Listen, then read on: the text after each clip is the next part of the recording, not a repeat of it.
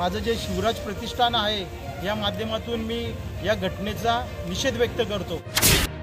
रक्त फक्त कर्जतमध्ये कुठल्या माणसावर हा प्रसंग घडल्यावर सळसळणार का? कर्जतमधला तरुण झोपला आहे का? नमस्कार, जय शिवराय।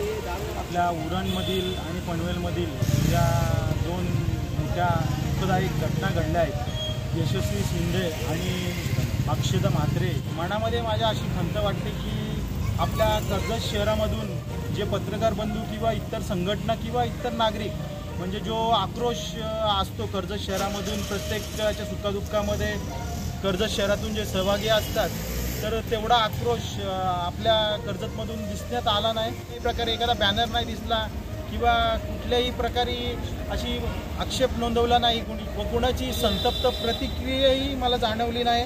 आणि आवर्जून मला सांगायचं म्हटलं तर पत्रकार बंधूंना एक माझी कळकळीची विनंती की जी बातमी खऱ्या अर्थाने आपण समाजामध्ये पसरवायला पाहिजे, ती खऱ्या अर्थाने लोकांपर्यंत पोहोचवा।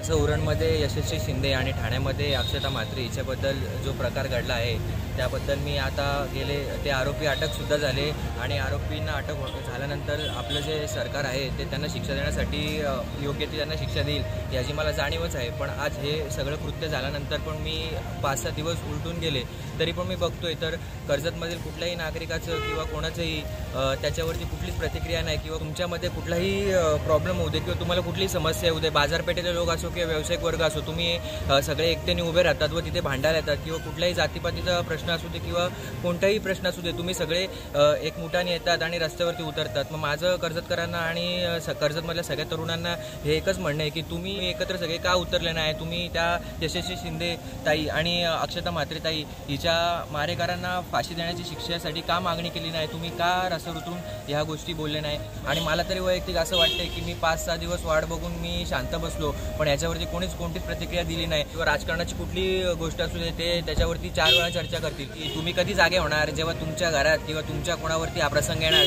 जेव्हा कर्जतमध्ये कोणावर होणार तेव्हा तुम्ही रस्त्यावर उतरणार का? फक्त कर्जतमधल्या तरुणांना माझं एकच म्हणणं आहे की तुम्ही फक्त स्टेटस ठेवून ह्या गोष्टी काय साध्य केली ठेवून?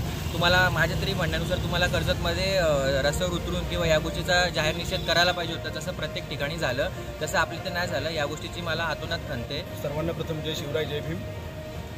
महाराष्ट्रात गेल्या काही दिवसापूर्वी जो प्रकार घडला, आपल्या भगिनी यशस्वी शिंदे तसेच अक्षता म्हात्रे या दोन्ही महिला ज्या आहेत यांचा खून करण्यात आला, निर्गुण अशी हत्या करण्यात आली आणि या घटनेचा मी आपला सर्वांतर्फे जाहीर निषेध करतो। प्रथम सदर जी घटना घडली त्याच्या विरोधात संपूर्ण महाराष्ट्रातून महिला वर्ग असेल, तरुण वर्ग असेल, बऱ्याच ठिकाणी रस्त्यावर उतरला आणि सदर घटनेचा निषेध आंदोलन करून सदर आरोपीला मरेपर्यंत फाशी द्यायची मागणी केली गेली। परंतु आपल्या कर्जत शहरामधून कोणत्या संघटनेकडून पाहिजे तसं आंदोलन अथवा निषेध नाही करण्यात आला याची मला नेहमी, मी या कर्जतचा नागरिक आहे म्हणून मला खंत वाटते।